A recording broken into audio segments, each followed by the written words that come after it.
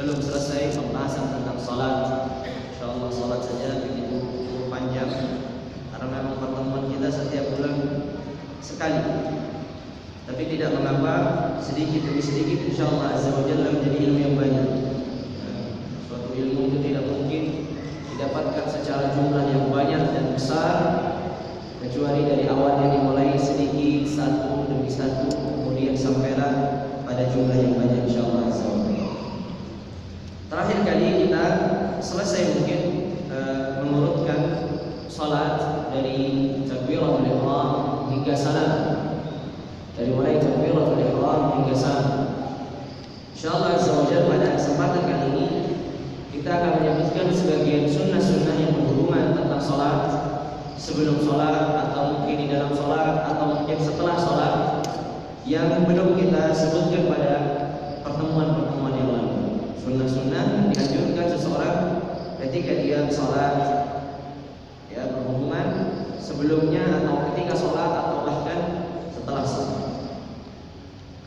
Sunnah yang terlewat pada pertemuan yang lalu adalah di sana ada namanya sutrah atau batas. Ya, sutrah atau batas. Yang disunnahkan seseorang ketika salat fardu atau salat sunnah, ya, dalam keadaan apapun maka disunnahkan untuk salat memiliki batasan. Maksudnya seperti apa? Menjadikan tiang atau menjadikan tempat yang sedikit tinggi untuk batasan.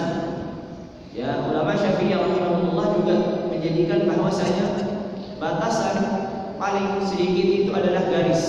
Kalau zaman dulu kan salatnya di padang pasir, jadi sehingga bisa membuat garis. Kalau sekarang mungkin yang bisa adalah dengan sajadah. Sajadah kita yang gunakan itu sudah membatasi salat kita. Ya, sajadah yang kita gunakan itu sudah membatasi tempat salat kita. Sehingga kita kan biasa menggelar sajadah, nah itu sudah membatasi tempat salat kita. Tapi kalau ingin lebih lebih jelasnya tempat kita salat, maka kita salatnya di hadapan suatu tembok yang tinggi atau tiang atau sesuatu yang tempat yang tinggi sehingga orang bisa tahu kalau ini sedang salat. Karena sering kita mendapatkan orang salat misalkan di ujung masjid, di depan pintu masjid, sehingga orang lewat masuk keluar masuk melewati orang tersebut, sehingga disunnahkan seseorang ketika masuk masjid sebagai contoh untuk merapat ke depan. Fungsinya apa? Ya, kecuali perempuan atau wanita. Fungsinya apa? Agar sholatnya tidak diganggu sama orang yang wirawiri atau keluar masuk. Ya, kita lihat mungkin sering kita mendapatkan di berbagai masjid. Masjid kosong depannya, tapi yang belakang penuh karena cari tembok. Ya, cari tembok untuk bersandar. Sehingga dia sholatnya di belakang dan tidak memperhatikan batasan sholatnya, tidak ada batasan di hadapan. Tapi walaupun ini sunnah, tapi kita untuk menjaga kekhusyuan kita bisa bayangkan kalau kita sholat dan setiap saat ada orang lewat kanan dari sini lagi terus ke depan ke belakang dan terus, maka sehingga kita tidak khusyuk sholat kita, mengganggu sekali. Tapi ketika sudah ada sutrah atau ada batasan, maka orang akan tahu di sini orang lagi sholat, maka kita nggak akan lewat. Bahkan kalau seandainya ada orang yang sholat, kemudian ada orang lewat, itu kita dianjurkan untuk menahannya. Jadi kita tidak biarkan dia seliweran gitu atau wirawiri dari kanan kiri kanan balik lagi. Seperti ini kita dianjurkan untuk menahannya, karena posisi kita sedang beribadah di hadapan Allah Azza wa Jalla dan dia mengganggu sholat kita. Maka kita tahan dia agar agar tidak bolak-balik. Ya, dan yang membuat orang terkadang lewat sana kemari karena dia tidak tahu ini orang berdiri sholat atau berdoa atau lagi menunggu sholat, kadang kan nggak sadar. Maka sehingga menjadikan dia sutrah, ya, atau batasan agar jelas batasan dia sholat sampai di mana agar orang tidak bisa sembarangan lewat di hadapannya. Jadi berbeda saja. Sebagai contoh saja, kalau kita sudah menggelar sajadah, ya, sebagai menggelar sajadah, maka apa yang terjadi? Biasanya orang tidak akan lewat di atas sajadah kita. Ya, biasanya seperti jelas apa itu tempat sholat kita. Tapi berbeda misalkan kalau tidak bawa sajadah dari rumah dan sholat di manapun di tempat di masjid, maka biasanya ketika berdiri orang tidak mengira kalau kita dalam keadaan sholat sehingga lewat. Kemudian ada yang lain lewat lagi. yang ini maka dianjurkan untuk untuk membuat sutra atau batasan, entah itu tiang atau itu garis soft atau itu sajadah yang kita miliki atau sesuatu tas misalkan kita taruh di depan kita agar kita bisa agar orang lain tahu bahwasanya ini batasan kita ketika kita sholat. Maka ini disunahkan sutra, dan paling sedikit adalah garis, ya, sehingga garis yang ada itu sudah sebagai pembatas. Misalkan kebetulan kalau saja di sini ada garis soft, maka sudah dari garis soft ke garis soft yang saja itu sudah batasan. Tapi misalkan sebagai masjid tidak ada garis soft yang los, maka di sini hendaknya dia mendekat ke depan atau di belakang tiang atau di sesuatu yang tinggi di belakangnya agar jelas sutrahnya atau batasannya, tidak sembarangan orang lewat. Kemudian boleh disunnahkan ini ketika dalam sholat adalah ia melihat kemana, ke tempat sujud. Ketika dia sholat, dia melihat ke tempat sujud. Ketika dia berdiri atau dia rukuk atau dia iktidal atau dia jelas sujud atau yang lainnya duduk di antara dua sujud, disunnahkan dia melihat ke tempat sujud. Dan kenapa disunnahkan ini? Ulama salah satu hikmahnya menyebutkan bahwasanya ini lebih khusyuk. Berbeda orang kalau melihat ke depannya, ya, atau melihat mungkin samping kanan kirinya, maka tidak akan lebih khusyuk. Ketika dia melihat tempat sujudnya, maka dia akan lebih khusyuk. Kecuali apabila tempat sujudnya ada sesuatu yang menggoda, misalkan biasanya ya kita melihat mungkin di sebagian masjid mungkin karpetnya itu warna-warni dan macam-macam gambarnya. Nah, ini ketika melihat tempat sujud dia akan hitung garis, biasanya begitu.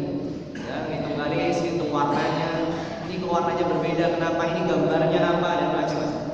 Maka memang disunnahkan, nanti akan kita sebutkan yang lain. Bahwa salah satu sunnah lain adalah kita tidak sholat di tempat yang mana itu melalaikan kita.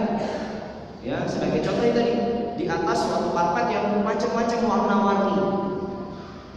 Ya, atau di hadapan kita sebagai contoh sesuatu yang melalaikan kita.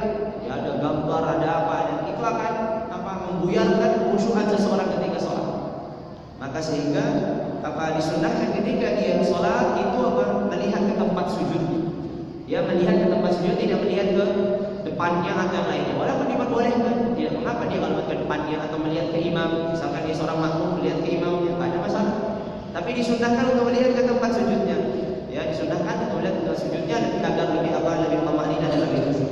Kecuali pada satu keadaan. Ya, jadi pada asalnya disunnahkan untuk melihat ke tempat sujudnya kecuali dalam satu keadaan, yaitu ketika tasyahud. Ketika tasyahud ini disunnahkan untuk melihat jarinya. Jadi menunjuknya ketika dia mengisyaratkan, maka disunnahkan melihat jarinya, tidak melihat tempat sujud. Hal ini dilakukan Rasul. Jadi ketika misalkan at-tahiyatulillah, jadi dia melihat ke jarinya bukan ke tempat sujud. Ya, lihat jarinya yang mengisyaratkan, ya, dan tidak melihat ke tempat sujud. Jadi ketika at-tahiyatulillah wassalawatu wathayyibat, dia melihat posisi melihat jarinya, tidak melihat tempat sujud. Maka inilah sunnah yang selanjutnya. Kemudian tadi yang saya sebutkan pula, disunnahkan pula seseorang tidak sholat di tempat yang dapat melalaikannya. Itu tadi karpet yang warna-warni. Ya, kecuali kalau orang sudah terbiasa. Mungkin ada orang-orang yang sudah terbiasa ketika sholat di tempat karpet yang warna-warni, memang setiap harinya dia sholat di situ, maka tidak melalaikan, maka tidak mengapa.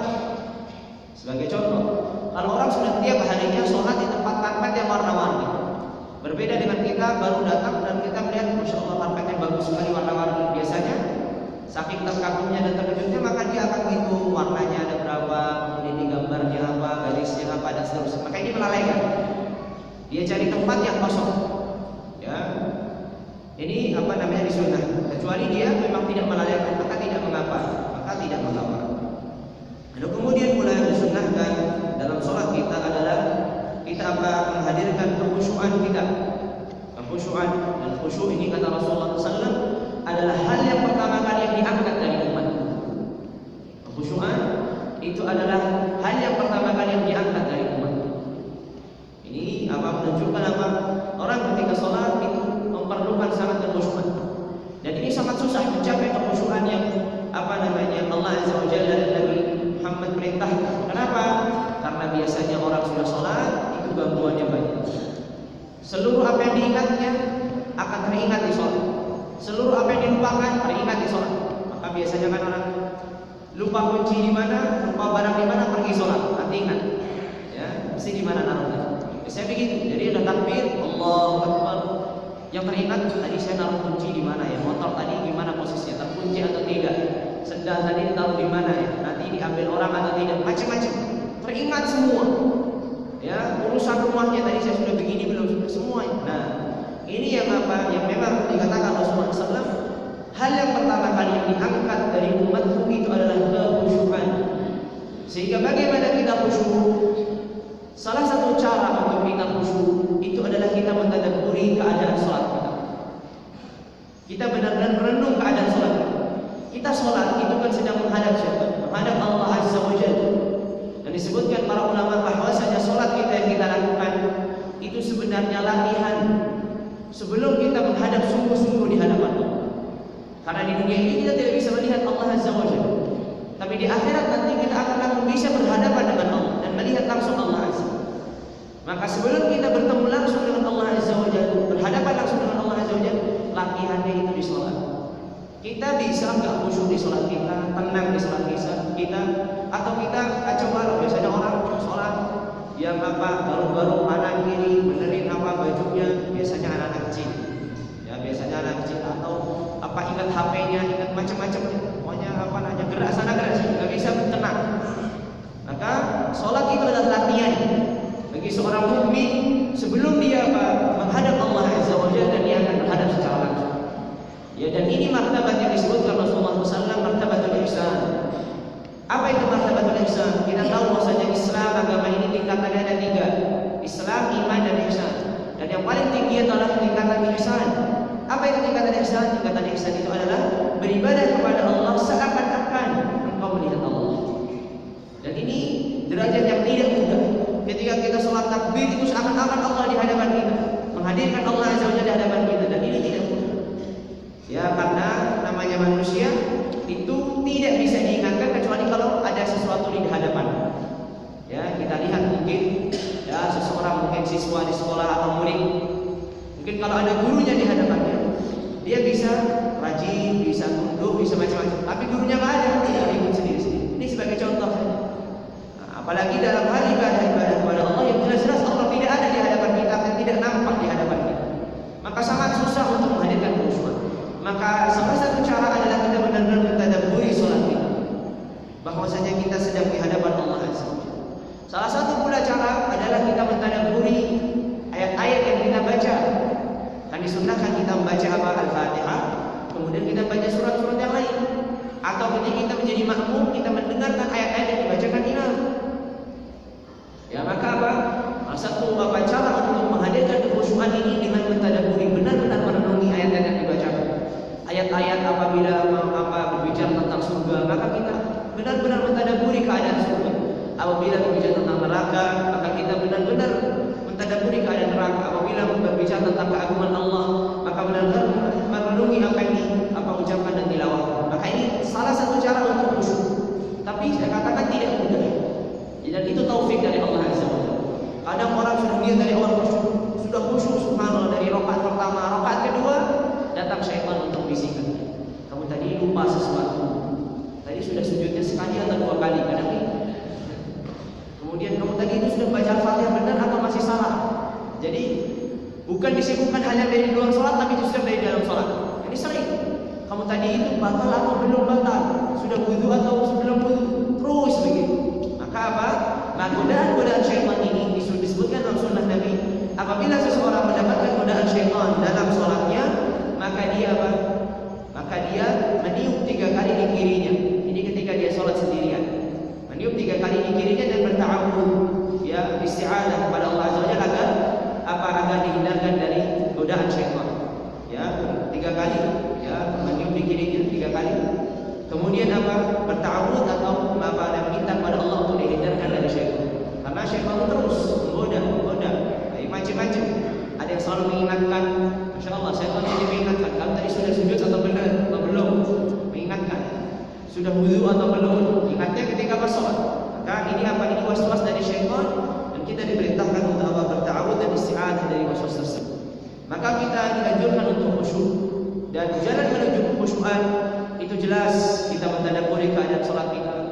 Ya, kalau seandainya orang salat dan jiwanya itu hadir, ruhnya itu hadir, seakan-akan salat ini adalah salat yang terakhir kali dilakukannya di hadapan Allah, maka dia akan bisa khusyuk. Kalau dia menghadirkan salat ini sudah rutinitas, kebiasaan, kewajiban yang tiap hari kita lakukan, ya sudah hilang. Ya, hilang semuanya. Maka apa? Maka lihat bagaimana Rasulullah SAW menjadikan salat itu tempat peristirahatan ruhnya. Karena Rasulullah SAW ketika manggil Bilal, "Arihna biha ya Bilal." Buatlah kami istirahat dengannya, dengan salat. Subhanallah, orang bisa istirahat dengan salat gimana? Bukan seperti kita, ya 24 jam kerja, kemudian ketika salat kita tidur di salat. Nah, ini bahaya. Bukan itu istirahat yang dimaksud Rasulullah. Tapi istirahat ruh yang banyak bergejolak setiap harinya, kesedihan, kesusahan, ya banyak problem di kegiatan seharinya. Ketika dia masuk dalam sholat, itu sudah memutuskan seluruh hubungan dirinya dengan dunia dan menghubungkan dirinya dengan Allah Azza wa Jalla. Maka di sini apa? Maka di sini dia apa? Benar-benar istirahat rohnya untuk memikirkan dunia, dan benar-benar istirahat rohnya hanyalah apa? Beribadah kepada Allah Azza wa Jalla. Jadi benar-benar apa? Murni beribadah kepada Allah. Maka Rasulullah mengatakan, "Arihna biha ya Bilal."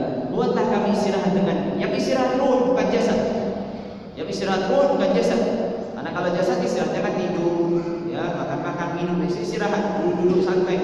Kalau ruh itu istirahat seorang mukmin, ruhnya itu dengan tilawah Al-Quran, dengan beribadah kepada Allah, itu istirahat. Kenapa dikatakan istirahat? Karena dia istirahat dengan memikirkan hal-hal dunia. Yang dipikirkan adalah akhirat, yang dipikirkan adalah surga yang akan ditempatinya, atau ancaman-ancaman yang harus dihindarinya. Itu yang dipikirkan. Jadi dia benar-benar istirahat, khusyuk di hadapan Allah Azza wa Jalla. Kemudian pula sunnah yang dilakukan seseorang ketika setelah atau sebelum sholat atau ketika sholat, ketika sholat adalah kita sudah sebutkan kemarin, sebelum dia salam itu dianjurkan untuk apa? Membaca doa. Ya, setelah dia baca tasyahud, kemudian at-tahiyat, kemudian apa? Salawat, kemudian apa namanya? Baca apa? Ta'awudz atau isti'adzah dari 4 hal, yaitu di apa? Dihindarkan dari fitnah qabr, dari neraka, dari kemudian ujian di dunia dan di akhirat, kemudian dari apa? Fitnahnya Dajjal. Kemudian disunnahkan oleh Rasulullah SAW untuk berdoa kebaikan dunia dan akhirat. Ya, silahkan berdoa apa saja. Dan salah satu doa Rasulullah SAW yang ma'thur atau yang disebutkan, yang diriwayatkan Imam Muslim dari hadis yang Ali bin Abi Thalib radhiyallahu taala anhu, Rasulullah SAW salah satu doanya adalah, Allahumma ighfir li ma qaddamt wa ma akhkhart wa ma asrart wa ma a'lant wa ma anta a'lam bihi minni, anta al-muqaddim wa anta al-muakhir, la ilaha illa anta. Baik, itu salah satu doanya. Baik, tapi seseorang dianjurkan untuk doa yang dihafalkan. Misalkan saya enggak hafal kecuali Rabbana atina fid dunya hasanah wa fil akhirati hasanah wa qina adzabannar. Iya, didoakan itu saja. Ya, misalkan setelah Allahumma inni a'udzubika min adzabil nar wa min adzabil qabr wa min syarri fitnatil mahya wal mamat wa min syarri fitnatil masiihid dajjal. Kemudian dia mau cari doa apa lagi? Tahu hafal doa apa lagi bahasa Arab? Kecuali apa? Rabbana atina fid dunya hasanah wa fil akhirati hasanah wa qina adzabannar. Ya sudah cukup. Ya, cukup doa itu, dan di doa itu kemudian dia salam. Setelah sholat ada sunnah, yaitu apa? Berzikir. Ya, berzikir. Dan zikir-zikir ketika sholat, doa-doa ketika sholat sudah diajarkan oleh Rasulullah SAW. Istighfar 3 kali, kemudian baca Allahumma antas salam, minkas salam, tabarakta ya dzal jalali wal ikram. Kemudian baca tahlil la ilaha illallah wahdahu la syarika lahu, lahul mulku wa lahul hamdu wa huwa ala kulli syai'in qadir. Kemudian Allahumma la mani'a lima a'taita wa la mu'tiya lima mana'ta wa la yanfa'u dzal jaddi minkal jadd. Ada insyaallah dalam buku-buku panduan salat itu zikir-zikir setelah salat itu banyak. Kemudian takbir 3 kali, tahmid 3 kali, ya takbir 3 kali, itu ada semua. Kemudian pula disebutkan dalam hadis bahwasanya ada doa-doa yang Rasulullah SAW ajarkan kepada para sahabat. Sebagai contoh adalah doa yang diajarkan kepada Mu'adz bin Jabal. Kepada Mu'adz bin Jabal, Rasulullah SAW suatu saat memanggil Mu'adz bin Jabal radhiyallahu taala anhu dan mengatakan, "Ya Mu'adz, inni uhibbuka fillah." Ya Mu'adz, sesungguhnya aku mencintaimu karena Allah. Lalu kemudian kata Rasulullah, "Fala tad'anna dubura kulli shalah."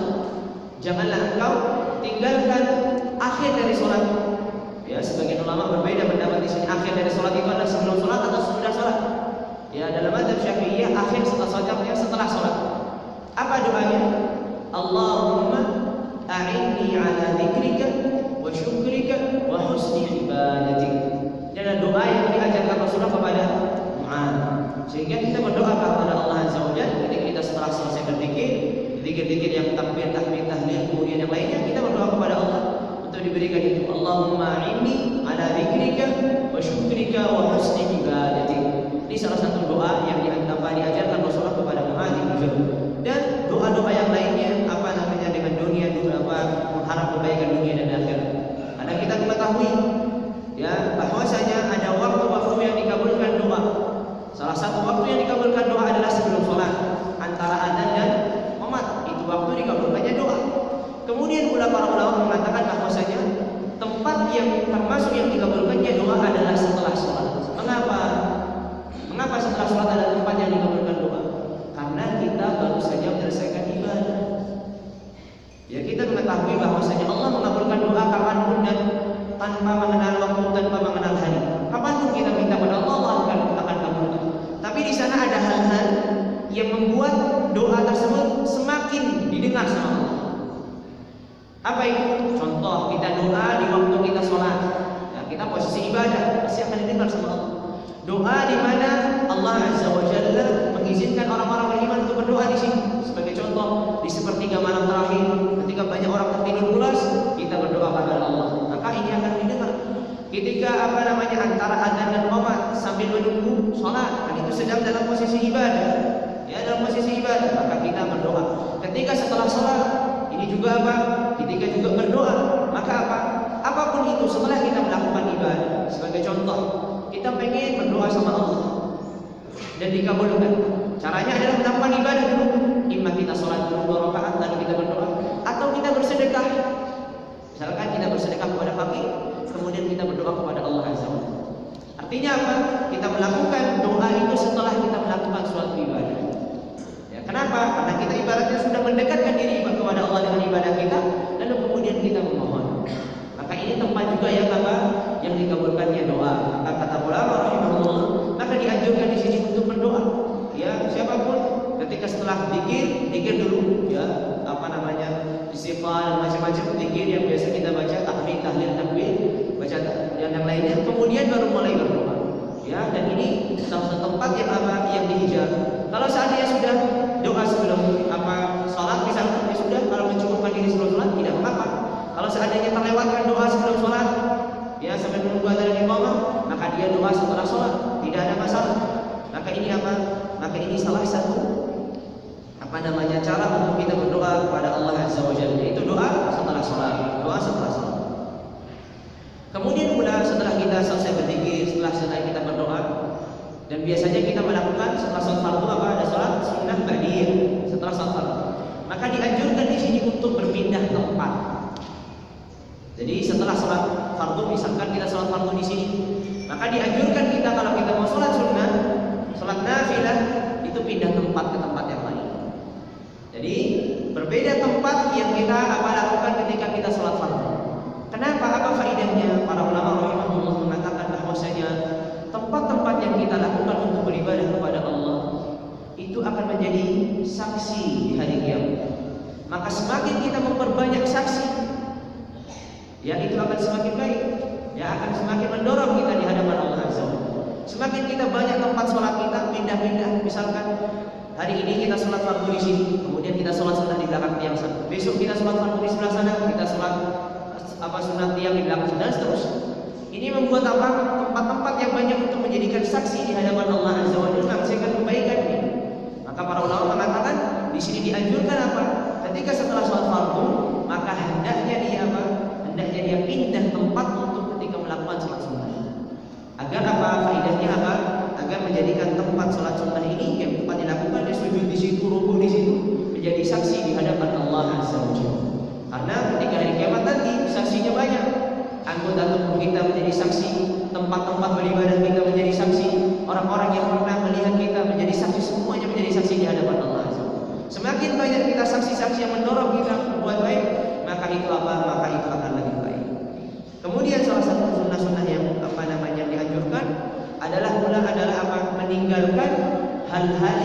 dimakruhkan atau dibenci ketika sholat. Meninggalkan hal-hal yang dibenci ketika sholat. Apa contohnya? Contohnya adalah apa? Menoleh, ya, kanan dan kiri, tidak khusyuk kan? Dia seharusnya menghadap ke bawah ke tempat sujudnya, tapi terkadang orang lihat kanan, lihat kiri, nah, ini nggak khusyuk. Ya, maka ini apa? Maka ini dilarang. Ya, ada apa namanya? Ada larangannya Rasulullah. Sehingga apa? Ini dimakruhkan, tidak membatalkan sholat. Ya, kalau 1-2 kali, tapi kalau sudah berkali-kali kanan kiri senam namanya, bukan sholat. Ya, sebentar ke kanan, sebentar ke kiri, sebentar ke atas, sebentar ke bawah, ini sudah senam namanya, senam kepala. Maka ini apa? Ini bisa membatalkan sholat. Tapi pada asalnya kalau itu hanya sedikit, misalkan melirik kanan, melirik kiri, sering terjadi. Ada apa ribut, dia melirik kanan, ada ribut lagi melirik kiri. Nah ini apa? Ini apa? Dimakruhkan, sehingga dianjurkan untuk ditinggal. Kecuali apabila dia menolehnya itu dengan badan. Kita ketika sholat menghadap kemana? Ke kiblat. Ketika badan kita posisinya sudah miring dari kiblat, ya sebagai contoh, ya ada apa kakek atau apa namanya sesuatu yang apa namanya pengen tahu, kemudian dimiringkan badannya, misalkan kiblatnya ke sana sebagai contoh, ya, maka dia menghadapkan ke kiri. Nah ini sudah apa? Sudah memalingkan badannya ke selain kiblat, maka ini membatalkan sholat. Maka ini membatalkan sholat. Dan ini sering terjadi mungkin, ya tidak disadarkan, mungkin yang sudah sepuh-sepuh ada sudah tua. Apa yang terjadi? Ketika sudah bangkit dari sujud, ya dia mau berdiri. Biasanya dia apa? Dia menahan pakai tangannya, kemudian kakinya, terus kemudian ketika mau berdiri, dia apa? Sedikit menggeser badannya tidak ke arah kiblat. Ya, ini sering. Jadi ibaratnya dia begini, sudah apa namanya? Sudah mau berdiri, maka dia sedikit apa? Namanya orang tua ya. Sedikit apa? Memalingkan badannya ke selain arah kiblat. Maka ini bisa membatalkan sholat. Ini bisa membatalkan sholat. Lalu apa yang terjadi pada orang ini? Maka kata para ulama, sebenarnya orang yang seperti ini itu sudah apa? Sudah tidak diwajibkan untuk apa? Untuk apa namanya? Ruku dan sujud. Karena apa? Dia nanti kalau ruku dan sujud pasti begitu. Atau sujud ya, kalau ruku mungkin masih bisa, tidak mengapa ruku. Tapi sujud biasanya rakaat pertama kan berdiri. Nah, ketika dia mau bangkit dari berdiri, apa yang terjadi? Dia menahan sedikit badannya pakai tangan kanan, tangan kiri, kemudian naik sedikit-sedikit, angkat kakinya, lalu kemudian ke atas, posisi badannya sudah dia belok dari kiblat. Nah, ini berarti membatalkan sholat. Karena seorang ketika sholat itu harus menghadap kiblat. Walaupun kita tidak apa diwajibkan ketika kita jauh dari kiblat untuk menghadap apa zat kiblat. Yang penting kita menghadap arah kiblat. Yang penting kita sudah menghadap arah kiblat itu. Tidak zat kiblatnya tapi mengarah arah. Tapi ketika seseorang sudah jelas-jelas itu kiblat di hadapannya, kemudian ketika berdiri dia ke samping misalkan, nah ini sudah ke kanan atau ke kiri, maka ini sudah membatalkan sholatnya. Sehingga apa yang dilakukan orang ini? Orang ini kalau seandainya masih kuat untuk berdiri, maka dia sholatnya berdiri. Ketika dia ruku, ketika dia sujud, apa yang dilakukan? Sebatas apa? Sebatas menggerakkan kepalanya ke bawah, tapi tidak sampai sujud. Tapi kalau orang tua ini mungkin nggak kuat untuk berdiri, maka dia sujud. Apakah dia duduk? Apa? Sholatnya sambil keadaan duduk, tidak perlu lagi berdiri lagi. Jadi mudah, jadi sangat mudah. Kalau orang yang sudah tidak kuat untuk apa? Sujud berdiri dengan sempurna, baik, maka hendaknya dia berdiri saja, ya, berdiri saja. Kalau saya ternyata berdiri juga tidak mampu, maka dia duduk. Maka itu adalah apa namanya meninggalkan hal yang seperti itu. Lalu kemudian yang dimakruhkan pula dan yang tidak dianjurkan adalah apa? Melihat ke langit. Ya, dalam posisi sholat, misalnya ini biasa kalau sholat Id, ya, masya Allah langitnya cerah, lihatnya ke langit, banyak burung apa cerah. Nah ini bahaya. Ya ini apa namanya ada larangannya Rasulullah SAW. Karena apa? Karena ini menafikan apa? Menafikan dzul dan khudu, rasa rendah diri kita hadapan Allah. Karena kita dalam posisi sholat itu apa? Kita menghadap Allah dan kita merendahkan diri kita di hadapan Allah. Kalau orang sholat sambil lihat ke atas, dan ini kan gak ada rasa apa? Gak ada rasa tunduknya dan menghinakan dirinya di hadapan Allah. Bahkan kalau orang ke atas itu kan ada rasa sombong. Maka apa? Maka ini menafikan apa tujuan dari sholat, sehingga apa hendaknya dia khusyuk dan tidak melihat ke atas. Ya, melihat ke langit. Melihat ke langit, walaupun itu langitnya seindah apapun, ini dalam posisi sholat sudah. Kalau selain sholat silahkan melihat ke langit, tidak ada masalah. Tapi dalam posisi sholat yang kita dianjurkan untuk tunduk di hadapan Allah, merendahkan diri, menghinakan diri di hadapan Allah, bukan apa-apa, justru ke atas, menoleh kanan kiri. Baik, begitu pula apa namanya yang dimakruhkan dalam ketika kita sholat adalah apa? Melipat baju. Ya, melipat baju kita, melinting baju kita, ya sebelum atau ketika sholat. Biasanya orang mau sujud misalkan, atau mau sujud mau turun, bajunya agak diangkat, atau misalkan lengannya agak diangkat, biar nggak kena kotoran di bawah. Ini tidak menafikan ini menafikan khusyuk dalam sholat.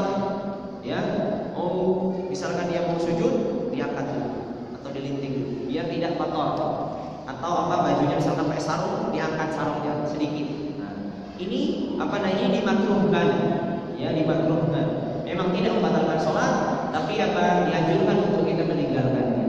Sehingga kita tidak melinting, tidak pula menggerakkan baju kita, biarkan baju kita seperti biasa. Tapi kita sujud, kita rukuk sebagaimana seperti biasa. Ya, begitu pula kalau ada orang yang melintingnya atau melipatnya sebelum sholat. Ya, melipatnya sebelum sholat. Ya, ini juga dimakruhkan. Ya, dimakruhkan. Ustaz, dimakruhkan isbat. Ya kan, karena ada orang saya celana saya misalkan di bawah mata kaki, dan ketika sholat itu dianjurkan kita di atas mata kaki. Memang di atas mata kaki atau di bawah mata kaki. Sebelum dan setelah sholat itu memang dimakruhkan. Ya, dimakruhkan menurut mazhab. Jadi disunnahkan seseorang di atas mata kakinya. Memang tidak diwajibkan menurut mazhab, tapi dimakruhkan.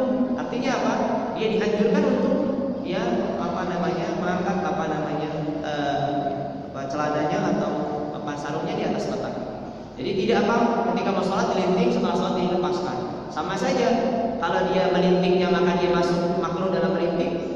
Kalau membiarkannya dia juga masuk memakruhkan dalam membiarkan celana di bawah mata kaki. Maka sehingga itu salah satu sunnah yang perlu kita jaga. Dan setidaknya seorang mukmin yang tidak bisa banyak melakukan apapun untuk membalas jasa Rasulullah SAW adalah kita mengamalkan sunnah-sunnah yang pernah diajarkan kepada kita. Itu sebagai tanda bukti kita dan kemuliaan seorang mukmin terhadap Nabi. Kemudian mungkin ini dua yang terakhir karena sudah jam sekian. Sebagian mungkin ada banyak kerjaan. Adalah sholat, ya, tidak sholat dalam keadaan memikirkan sesuatu. Maksudnya dihidangkan makanan kemudian sholat. Ini kan memikirkan makanan itu rasanya macam-macam. Nah, ini jangan. Ya, jangan. Maka ketika sebagai contoh, ya, orang misalkan zaman Rasulullah SAW dulu sholat isya kan akan diakhirkan, ya, diakhirkan sehingga mereka biasa setelah sholat maghrib, ya, makan malam, atau terkadang makannya sebelum sholat maghrib. Nah, ketika dihidangkan makanan sebagai contoh, tiba-tiba komat dan dia sudah jiwanya atau dirinya sudah sangat menginginkan makanan. Ketika komat apa yang dilakukan, maka tidak mengapa bagi dirinya untuk memakan. Jadi tidak mengapa baginya untuk makan. Kenapa? Karena kalau dia pergi sholat sekarang akan dipikirkan dalam sholatnya makan.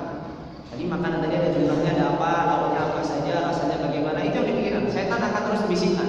Maka sehingga segala sesuatu yang menafikan kekhusyuan, yang membuat kita tidak khusyuk, itu dimakruhkan. Contohnya adalah kita sholat dalam posisi mengingat sesuatu. Nah, ini dimakruhkan, mengingat misalkan mengingat makanan. Atau kita sholat dalam menahan sesuatu, menahan kencing, misalkan menahan buang air besar, ini dilarang. Sehingga kita buang air kecil dulu atau kita buang air besar dulu, jangan nanti nanggung. Ini akan sholat dalam posisi berdiri sampai memikirkan macam-macam sehingga tidak khusyuk sholat, bisa sampai membatalkan sholatnya. Sehingga itulah hal-hal yang dimakruhkan dalam sholat. Begitu pula dimakruhkan dalam sholat kita berdiam lama. Maksudnya tidak baca dzikir, tidak baca Quran. Sebagai contoh, sujud sudah sujud tapi diam lama. Fungsinya sholat?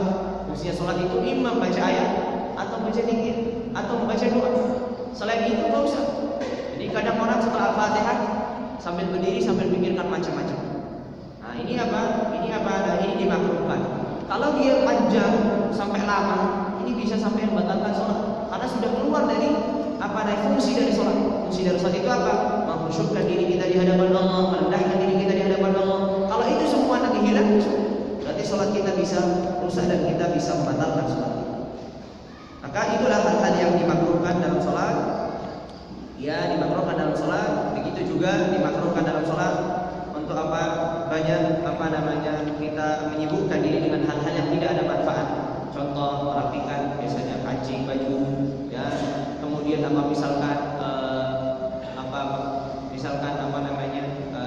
sibuk dengan jarinya sendiri, sibuk dengan apanya sendiri, macam-macam. Baik, sehingga di sini kita tidak